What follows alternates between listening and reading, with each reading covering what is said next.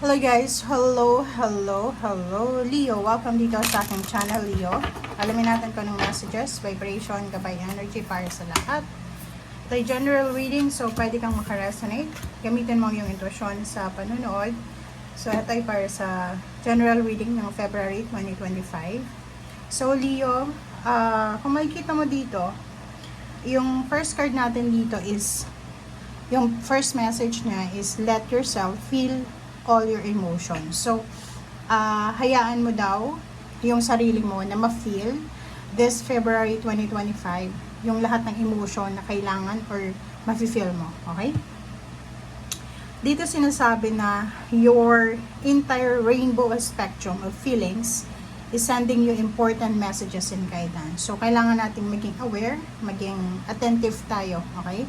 Kasi, yung buong emotional spectrum natin sa buhay or feelings natin ay maraming tayong mararamdaman. It's either pwede tayong makaramdam ng sobrang saya, sobrang excitement, and minsan 'di ba, kahit may mga panahon or may mga chances sa buhay natin na masaya tayo and parang pinipigil mo, sinusukomb mo, 'di ba? Yung parang sinasabi mo ay hindi ako kailangan maging masaya kasi baka after neto is kalungkutan. So, nakikita ko sa'yo dito, hayaan mo ang sarili mo na ma-feel kung anong dapat ma-feel. Honor your emotions, your feelings. And dito, sinasabi din na clearing negativity. This February 2025, i-release mo yung lahat ng negativity sa buong buhay mo, sa pagkatao mo, and sa lahat sa paligid mo. So, ano yung ibig sabihin yan? Ang ibig sabihin yan is, may mga Leo dito siguro, marami kayong mga grudges, resentments, or any negative emotions, negative feelings na kailangan nyo nang alisin. Okay? It's either past, present, or kung ano man sa sarili mo, like may mga grudges kayo against yourself, may mga grudges kayo against someone else, it's time na para i-release, i-clear na, alisin na natin yung mga negative energy na paikot-ikot lang sa buhay niyo. Okay.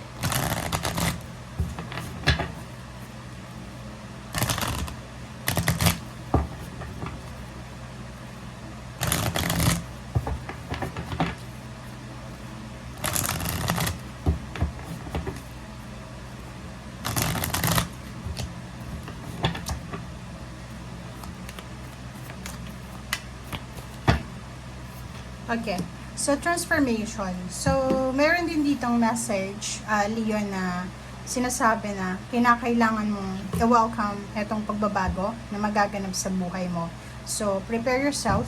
Ihanda mo yung sarili mo para sa mga pagbabago. It's either magdadala to sa'yo ng stability, ng restoration, ng empowerment, ng balance, or energetic boost.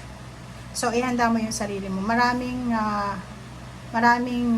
magta-transform sa buhay mo na pwedeng makatulong sa'yo. Okay?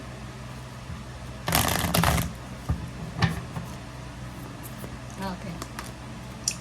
And number 5 is financial and material changes. So, isa sa mga possible Leo na magta-transform sa buhay mo is all about money, all about financial and material.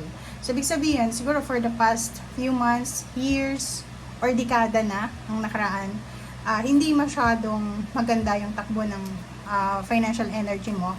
Siguro okay, may trabaho, may income, pero hindi masyadong yung parang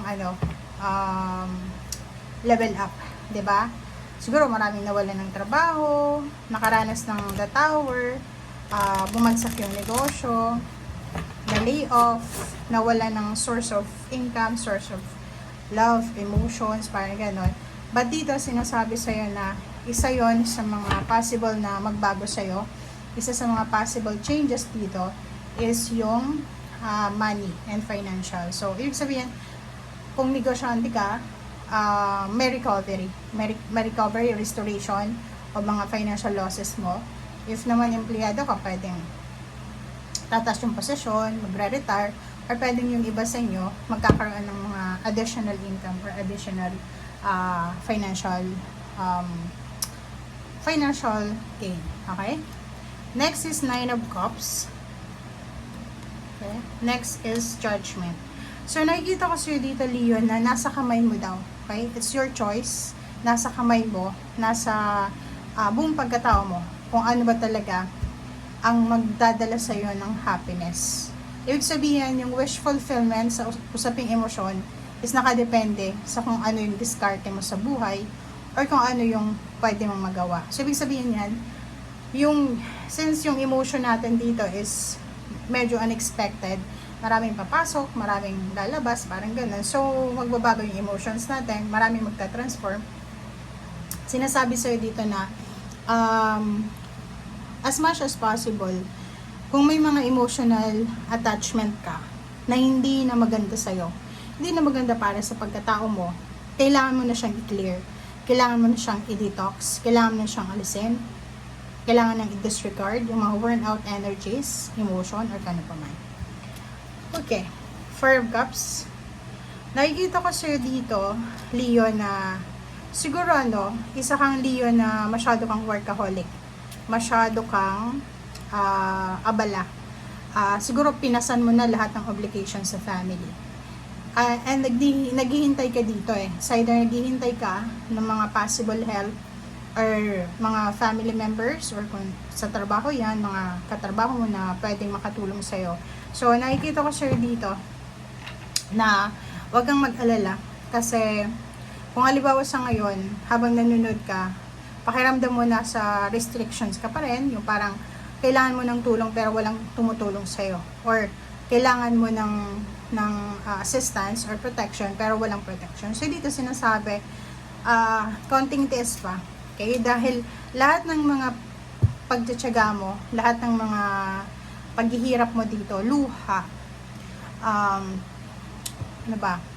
Kung ano man napuhunan mo dito, okay? Emotions, sinasabi na matatapos na yan. It's either 3 months from now, or 3 weeks from now, or 3 days from now, may magsisimula sa buhay mo, or pwedeng merong magta-transform into positive. Okay? Merong the devil, it's Capricorn energy.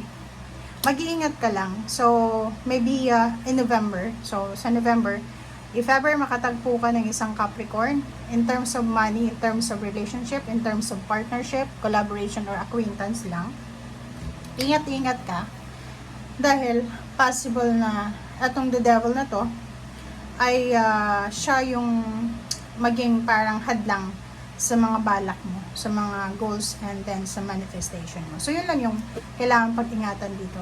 And for Pentacles, as much as possible,